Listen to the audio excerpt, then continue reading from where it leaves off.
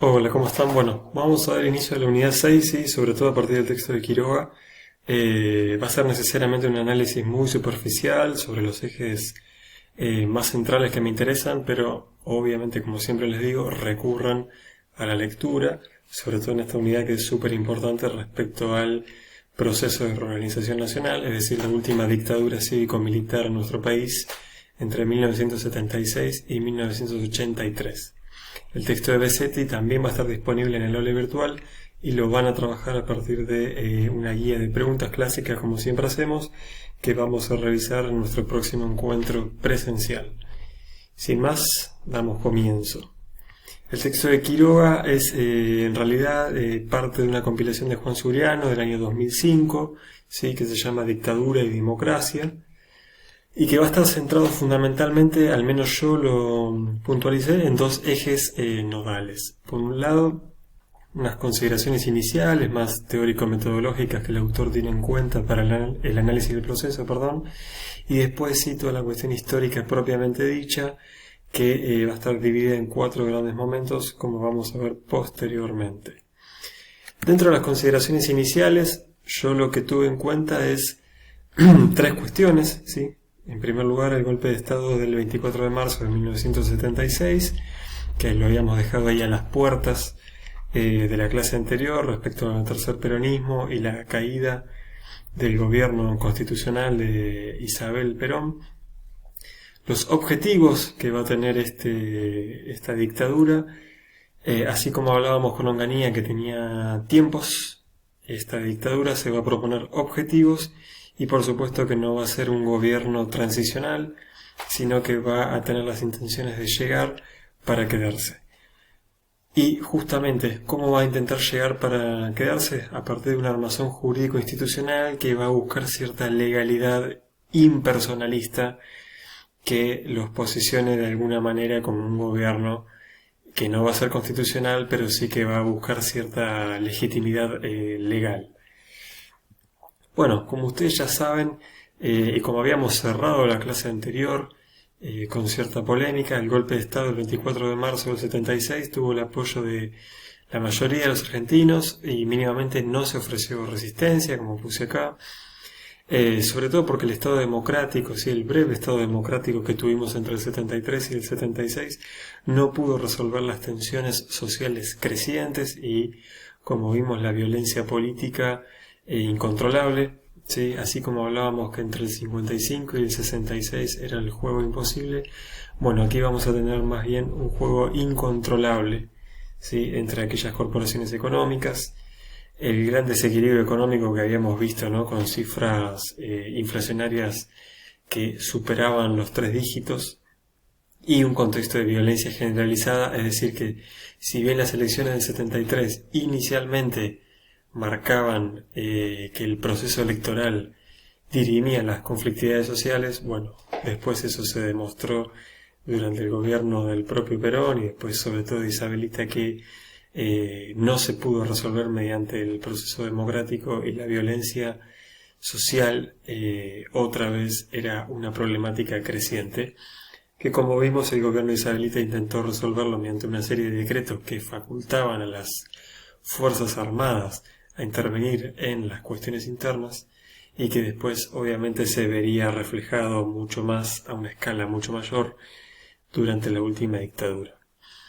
¿A qué apelaron? ¿A qué se apeló en este golpe de Estado? Bueno, algo que venimos hablando siempre, ¿no? A ese vacío de poder institucional, caos económico, caos social, la subversión, sí, que era un término utilizado mínimamente desde los años 60, y la anarquía de poder que rondaba sobre todo hacia la figura de Isabelita, ¿no? Así como hemos hablado de un factor común siempre desde el golpe del Estado, de la década del 30, siempre se va a apelar a esta restauración del orden social y de la seguridad por sobre un proceso constitucional democrático. Y un concepto que ya no es nada nuevo es la idea del pretorianismo, que va a decir Quiroga, es la aceptación de la participación de los militares en la esfera política. Insisto, no va a ser algo nuevo, sino justamente que va a ser el último capítulo de un proceso iniciado en 1930 con Uriburu. Este golpe de Estado, como les decía, si Onganía se propuso tiempos, este golpe de Estado, liderado por las tres Fuerzas Armadas, se va a proponer una serie de objetivos a fin de reencauzar la nación argentina y, como se autodenominaron, reorganizar la nación. Obviamente, uno de los puntos que van a tocar va a ser reorganizar institucional y políticamente el país, instaurando una democracia estable. No se va a decir cuándo se puede volver a esa democracia, sino que es un horizonte que más bien legitima el accionar de las Fuerzas Armadas en el mientras tanto, ¿no? Asegurar la inserción de manera permanente de las Fuerzas Armadas en el sistema político y en la toma de decisiones, ¿sí? Que no sea algo circunstancial, sino que permanentemente las Fuerzas Armadas intervengan en la esfera pública. Y esto que va a ser el plan nodal de la última dictadura militar, que es la reforma económica, de lo cual lo van a ver en profundidad en el teórico, lo van a ver en la parte económica, pero de todos modos yo voy a hablar de esto, porque más allá de que es uno de los temas que más me atraen para estudiar, lo toca Quiroga y es inentendible la parte política si no estudiamos la cuestión económica, sobre todo con el ministerio de Martínez de Hoz. Y el disciplinamiento social, obviamente, el fuerte control social y el control contra las organizaciones civiles armadas revolucionarias que para el año 75 ya comienzan a desarticularse y aproximadamente hacia el año 77 ya no es una problemática, pero sí es una cuestión social que legitima que las Fuerzas Armadas ocupen los resortes del Estado porque están haciendo la guerra sucia, la guerra contra la supuesta amenaza subversiva, cuando en realidad el principal eje va a ser que es la reforma económica de fondo. Y por último, lo que toca Quiroga es el armazón jurídico institucional que va a tener la dictadura, que se va a presentar a sí misma como un organismo de gobierno impersonal, ¿sí? Que va a evitar los personalismos de los golpes de Estado previos, algo que ya había intentado la Revolución Argentina y que no lo logró, porque de hecho bajo la figura de Onganía fue que se encauzó gran parte de las Fuerzas Armadas, pero que aquí nuevamente se va a intentar hacer una dictadura institucional e impersonal con dos documentos claves que son el acta, ¿sí? Y el estatuto, los cuales van a establecer cuáles va a ser el funcionamiento interno del gobierno, ¿sí? Cómo va a funcionar esta dictadura, que insisto se va a presentar como una forma de gobierno institucional e impersonal, y el estatuto que va a establecer, bueno, cuáles son los objetivos que se establecen para reorganizar la nación, ¿no? Frente al caos previo, económico, social y el vacío de poder político que se venía manejando mínimamente desde el año 73. Para eso se va a conformar una junta militar, ¿sí? Va a ser el órgano supremo del Estado por encima de la Constitución. Obviamente la Constitución va a estar suspendida y esta junta militar va a estar compuesta por un comandante en jefe de cada fuerza, ¿sí? Es decir, del ejército, de la fuerza aérea y de la armada. Esta junta militar va a designar un presidente que lo va a ocupar por 3 años. En lo ideal se va a buscar que este presidente no sea un comandante en jefe de la fuerza, de alguna de estas 3 fuerzas, algo que en la práctica no se va a cumplir prácticamente nunca, ¿sí? De hecho, justamente esta idea del cuarto hombre, les digo, no se va a cumplir fundamentalmente porque Videla va a ser el comandante en jefe del ejército, y porque Galtieri posteriormente también va a ser comandante en jefe del ejército y a la vez presidente de la República. Al mismo tiempo se declara caduco el mandato presidencial, provincial, se disuelve el Congreso Nacional y se forma la CAL, ¿sí? Una suerte de comisión asesora legislativa que en la práctica está sujeta a lo que decida la Junta Militar, ¿sí? Va a ser un organismo consultivo, asesor, que va a intentar dar cuenta de cierta división de poderes. De hecho, la CAL va a tener asiento en el Congreso de la Nación, particularmente en la Cámara del Senado, pero que no va a tener voz ni voto alguna. Si el presidente decide que algo se hace, la CAL no es que puede impedirlo y viceversa. ¿Sí? Va a ser simplemente un órgano consultivo y asesor que va a dar cuenta de esta idea institucional e impersonal. Al mismo tiempo, bueno, se disuelven en las distintas jurisdicciones provinciales, se remueven los miembros de la Corte Suprema y obviamente se suspende la actividad política de los partidos políticos y la actividad gremial en general. ¿Sí? En muchas cuestiones se puede hacer un paralelismo con lo que fue la Revolución Argentina, en esta idea de refundar la nación o barajar y dar de nuevo. Y luego sí nos metemos en lo que Quiroga plantea, que es la periodización histórica, es decir, más lo manualístico, que también pueden encontrar en los manuales que están cargados en la ley virtual, y que Quiroga no propone ninguna sorpresa, sino que las periodizaciones históricas van a estar de la mano de cada presidencia durante la dictadura, es decir, un primer periodo con Videla, que va a ser el más extenso, un segundo periodo con Viola, muy breve, Galtieri, que va a estar íntimamente ligado a la cuestión de Malvinas, que es la segunda parte de esta unidad que vamos a ver presencialmente, y Viñone ya cuando se empieza a notar, se empieza a resquebrajar la dictadura militar, hasta que finaliza, como dice O'Donnell, por una transición por colapso. Viñone va a ser un poco el árbitro de esa situación, de tratar de salir con las manos lo más limpias posibles. El primer periodo de Videla, como les decía, es el más importante, ¿sí? De hecho va desde el año 76 hasta el año 81. Como les comentaba previamente, no se cumple la idea del cuarto hombre por fuera de la junta militar, sino que va a ser un miembro del ejército, comandante en jefe y al mismo tiempo presidente de la nación. El elemento aglutinador de las Fuerzas Armadas en general, desde los puestos menores hasta los rangos generales superiores, va a ser la guerra contra la subversión.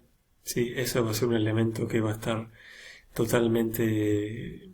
va a ser una cuestión homogénea dentro de las Fuerzas Armadas, más allá que después, si bien la subversión no era una amenaza real, seguía siendo un elemento que legitima al interior de las Fuerzas Armadas, sobre todo el porqué de estar ocupando los distintos puestos del Estado.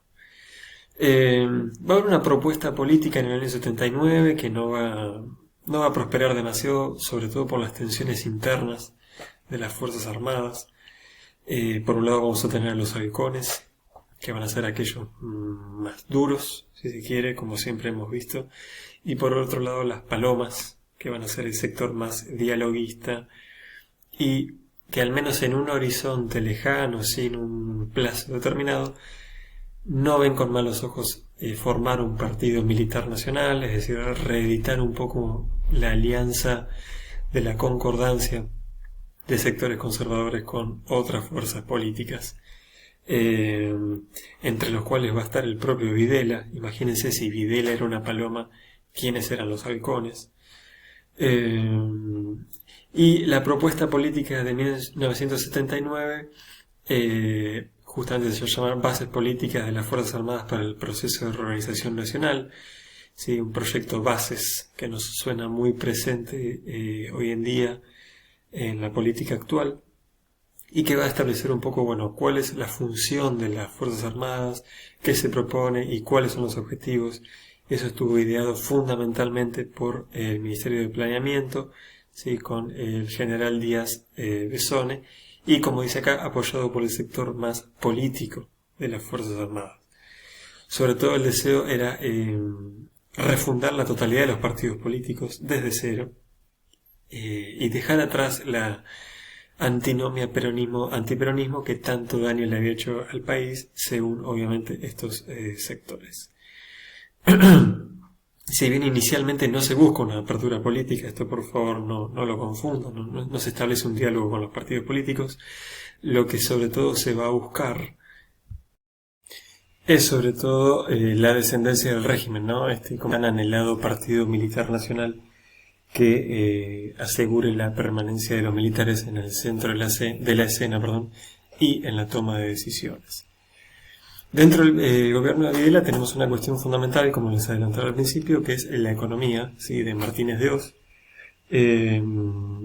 bajo un nuevo patrón de acumulación, que aquí comienza a crecer fuertemente el mercado financiero, que hasta entonces comparativamente el mercado financiero, sobre todo en la City de Buenos Aires, de la capital de nuestro país, era muy pequeño, ¿sí? Tenía una participación muy marginal en el Producto Bruto Interno, y comparativamente con otros mercados financieros de Europa o Estados Unidos no había tantos capitales circulantes, podríamos decir.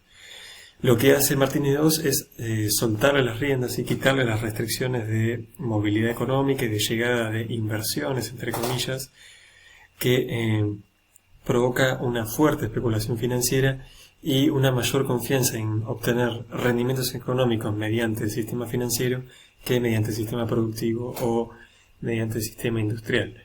Eso va a tener un fuerte impacto, sobre todo en la industria de nuestro país, industria nacional siempre ligada a la pequeña burguesía, la mayor cantidad de tiempo al proyecto político y económico del peronismo, va a ser el sector más castigado, no va a ser casualidad. Por algo se dice que durante Martínez de Hoz se da una reprimarización de la economía, es decir, se vuelve al mercado o al modelo agroexportador como el principal actor económico central, y a la vez que se da el crecimiento del mercado financiero. Como dice aquí, algunas de las medidas que, para que tengan en cuenta, esto simplemente es un pantallazo, es la apertura económica indiscriminada, sobre todo la apertura después de las importaciones, ¿sí?, para que los productos nacionales compitan en precio y en calidad con los productos que llegan del exterior, para así también intentar controlar una inflación que nunca se logró controlar ni con Isabelita y mucho menos con la última dictadura. Y una paridad cambiaria que ahora les voy a mencionar algunas cuestiones. Como les decía recién, los obreros, los industriales y los pequeños propietarios rurales son los que más perjudicados se vieron. Y las dos grandes medidas de Martínez de Hoz fueron, por un lado, la reforma financiera del año 1977, que por un lado libera la tasa de interés, ¿sí?, a lo que el mercado lo decida, y por otro lado también lo que hacen es liberar el encaje bancario. ¿Qué quiere decir esto? Que el porcentaje de dinero que tienen que tener los bancos sí o sí depositado de sus clientes se libera. Es decir, que esto promueve una mayor circulación monetaria y un mayor interés de aquellos que estén interesados en invertir en el mercado financiero.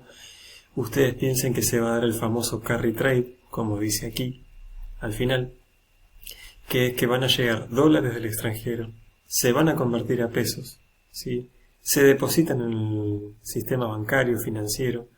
Como no tienen un límite de que tenga que estar encajado ese dinero durante meses, les posibilita, como les dije, que lleguen estos dólares, transformarlos a pesos, aprovechar las altas tasas de interés, con esas tasas de interés volver a comprar dólares, era un dólar barato, un dólar controlado, ¿sí?, y sacarlo del sistema financiero porque, como les dije recién, se habían quitado las restricciones. Esta va a ser la famosa bicicleta financiera, o el carry trade, si lo quieren decir en inglés, que le va a generar grandes daños a nuestro país, y es algo que ha sufrido sistemáticamente cuando se liberan los controles del sistema financiero. Como les decía, el dólar va a estar barato, no solo eso, sino que va a estar la famosa tablita gradual que establecen las devaluaciones programadas, ¿sí? Entonces, aquellos interesados en invertir ya sabían cuánto iba a valer el dólar y si les convenía o no aprovechar las tasas de interés liberadas en pesos. Este es un tema para desarrollarlo mucho más ampliamente, pero bueno, aunque sea para que tengan un pantallazo inicial de lo que fue a grandes rasgos la política económica, sobre todo de Martínez de Hoz. La oposición a este régimen inicialmente no va a estar dado por los partidos políticos, eso es importante, sino que va a estar dado fundamentalmente por los organismos de derechos humanos, sobre todo la Comisión Interamericana de Derechos Humanos de la OEA, que viene en 1979 y comienza a recuperar los primeros testimonios de familiares desaparecidos, sobre todo de abuelas de Plaza de Mayo. Hay multiplicidad de videos en YouTube si quieren buscarlo respecto a esta. Y las primeras apariciones partidarias tímidas comienzan en el año 78 y comienzo de los años 80. Esto en un contexto de fuerte indiferencia social. ¿Sí? Yo acá les puse un ejemplo que toma Quiroga, pero podríamos tomar muchos otros. Que, por ejemplo, mientras la CIDH toma testimonio, ¿sí? En el año 79, Videla saluda desde el balcón de la Casa Rosada el triunfo logrado en Japón del Mundial Juvenil, ¿sí? Del cual participaba un joven Diego Armando Maradona. Sí, y no olvidemos que en el año anterior habíamos ganado el primer Mundial de Fútbol, sí, en un contexto de crecimiento de centros clandestinos de detención. La gente sale a festejar el título mundial, lo cual le da cierto oxígeno a la dictadura para seguir gobernando. Finalizado el periodo de Videla, tenemos un breve periodo de Viola. ¿Sí? Videla se retira tratando de dar esta idea de institucionalidad de la dictadura. Él cumple la cantidad de años establecida, porque él fue nombrado recién en el año 78 como presidente permanente por la Junta Militar. En el año 81 finaliza su mandato y Viola es elegido como el sucesor natural para ocupar el cargo a partir de 1981. Esto le comienza a gestarse una creciente disputa con Galtieri, que era más un halcón, podríamos decir, que va a ser designado comandante en jefe a partir del año 79. Es decir, Viola es el famoso cuarto hombre. Sí, pero él va a tener una inclinación hacia un diálogo con los partidos tradicionales y un giro económico que lo aleja de Martínez de Oz. De hecho, va a estar Lorenzo Sigo, sí, que va a tener una mirada no tan liberal, si se quiere, o tanta retirada del Estado respecto a la cuestión económica. En ese contexto, en el año 81, se da la formación de la multipartidaria. Así como en la Revolución Argentina teníamos la Hora del Pueblo, en este proceso vamos a tener la multipartidaria, que no va a ser una alianza electoral, pero sí una confluencia de los partidos políticos, sobre todo del Partido Intransigente, del Movimiento de Integración y Desarrollo, del radicalismo y del justicialismo, por supuesto, las dos grandes fuerzas, que van a comenzar a exigir el retorno a un proceso electoral normalizado. Viola dura solo 8 meses en el poder. Fue sucedido por el ministro Liendo brevemente, hasta que posteriormente justamente asume Galtieri en este triunfo dentro del ejército de los sectores más conservadores, más halcones, por sobre las palomas dialoguistas, podríamos decir. Así comienza el breve periodo de Galtieri, ¿sí? Que, como les dije, está muy ligado a la cuestión Malvinas. La Junta Militar, que era ese órgano supremo, como les dije al comienzo, ese andamiaje jurídico, remueve a Viola y posteriormente nombra a Galtieri desde diciembre de 1981 y se suponía que debería durar hasta 1984. Nuevamente desaparece la figura del cuarto hombre y va a haber una fuerte necesidad de refundar el proceso que estaba perdiendo legitimidad social por sobre todo la cuestión de el tímido movimiento político que comienza a ser cada vez más fuerte y por el descontrol económico persistente que generaba un consecuente descontento social. Ese refundar del proceso de reorganización nacional va a estar íntimamente ligado a la cuestión Malvinas, ligado justamente a que Galtieri retoma un poco las sendas del conservadurismo inicial, nombrando como ministro de Economía, por ejemplo, a Roberto Alemán, mucho más ligado, si se quiere, a la mirada de Martínez de Oz, un acercamiento geopolítico con Estados Unidos, lo cual se esperaba que dieran cierto apoyo bélico en la cuestión de Malvinas, la formación de un partido nacional, esto era el gran anhelo desde el mismísimo año 76, al mismo tiempo que prometía redactar un estatuto que regulara a los partidos políticos, pero el verdadero interés era el Partido Nacional. Y justamente, como les decía recién, la ocupación de las Islas Malvinas para lograr ese tan fragmentado consenso social. Dentro de Malvinas, mucho no me voy a explayar porque justamente lo vamos a ver de manera mucho más rica en el próximo encuentro, pero sí que va a tener un apoyo total de la sociedad, es decir, se apela a la nacionalidad argentina, cuando 72 horas antes había habido un paro histórico de la CGT. Prácticamente todos los partidos políticos, si mal no recuerdo, creo que el mismo Alfonsín estuvo en contra de esto, pero después el amplio abanico de los partidos políticos estuvo de acuerdo con la ocupación de las islas. Por ejemplo, Frondizi viajó a las islas en ese contexto de recuperación breve de las Islas Malvinas, pero justamente el fracaso rápido en Malvinas apresuró la salida de los militares. Como les decía, fue una transición por colapso, como dice O'Donnell, y generó incluso una disolución momentánea de la Junta Militar, en la cual solo queda el ejército al mando y designa a Vignone, que es justamente el último periodo que toma Quiroga para analizar este proceso.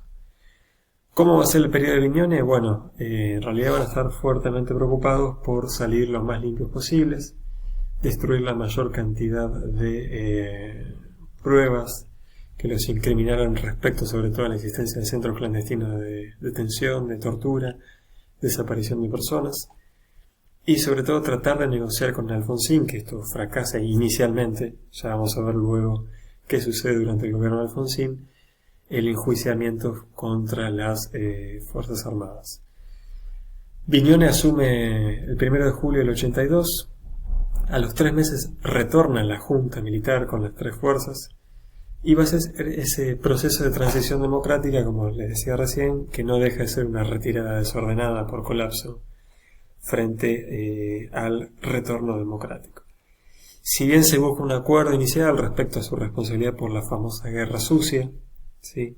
Y una inserción en el gobierno civil, la realidad es que no se da, y que en las elecciones, cuando se llaman el triunfo arrollador de Alfonsín del año 52 frente al justicialismo de Ítalo Luder, sobre todo, y de Iglesias en la provincia de Buenos Aires, un justicialismo que tuvo una actitud bastante confrontativa. Muchos conocerán la quema del cajón, que eso generó en la sociedad cierto hartazgo respecto a podemos decir, a cierta violencia simbólica, política, y Alfonsín, con su impronta más dialoguista, más institucional, que invitaba a un retorno democrático, una nueva primavera democrática, fue lo que finalmente lo llevó al triunfo con más de la mitad de los votos a favor de la Unión Cívica Radical.